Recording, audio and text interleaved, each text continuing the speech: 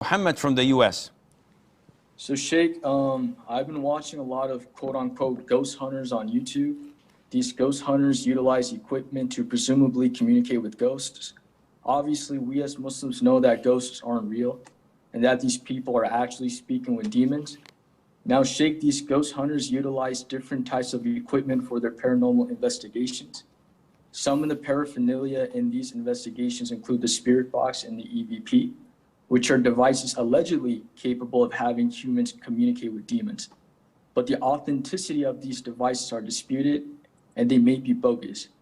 Another device which is perhaps more authentic is the REM pod, which is a device that has a magnetic field surrounding it.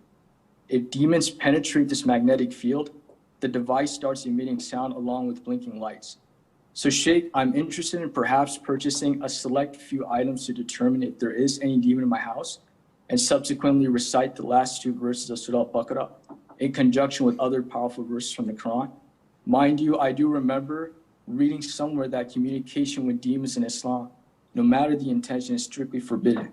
To my knowledge, communication with the demons isn't necessary for the REM pod to work. So would it be permissible for me to use this device solely as opposed to the spirit box and the EVP, which would require me to communicate with these demons and are probably fake devices which are worthless crap? May Allah bless you, Sheikh. And bless you, Akhi Muhammad. First of all, what you see is all bogus, is all fabrication. They are fooling the masses with these things to intimidate them, to make them live in a fantasy. And all these rubbish is rubbish. So regardless of the names of the devices they're claiming that may allow you to communicate with the jinn, we know that Allah tells us that the jinn can see us and we cannot see them. And we know that they have no power over us as long as we protect ourselves with the adhkar. Save your money and save your iman. Why would I say save your iman? Because the moment you go that route, shaitan is going to haunt you. And he's going to make you think that, yep, I've established contact with the jinn and I have jinn in my house. The machine says that there are presence of the jinn. So what? Every Muslim knows that there are jinn in his house. The jinn are all over us. Are they with you, Sheikh, within the studio? Yes, they are. You won't have a genie coming behind me. I hope you don't. And saying that, here I am. So there is a genie or number of genies. They're all around us. Even when we enter the toilet, they're inside the toilets. So how can I answer the call of nature? The Prophet tells us, say Bismillah. This is a visor and a screen between the eyes, the vision of the jinn, and our own aura. They can't see us when we take off our clothes in the toilet if we say Bismillah.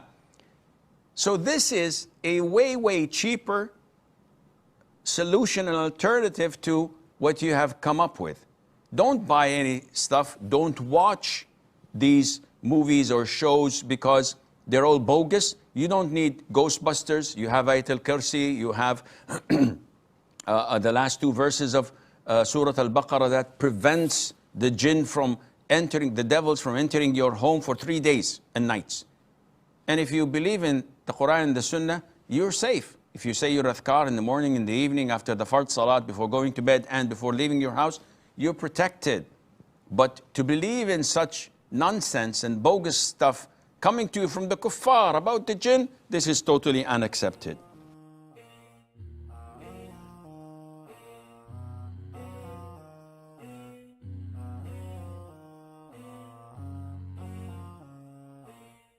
And have you ever taken a counseling session with me? Go to my website and you will find counseling sessions and apply for one. If you can afford it, that's good for you.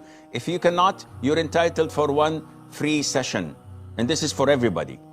If they can affirm by Allah that they cannot afford it because they're poor, I'll give them one free session without a problem, a full half an hour. So come to me and let's speak about it, inshallah, within the following 2 days or 3 days. And bi'idhnillah azza wa jal, I will try and seek Allah's guidance to solve your problem once and for all, bi'idhnillah.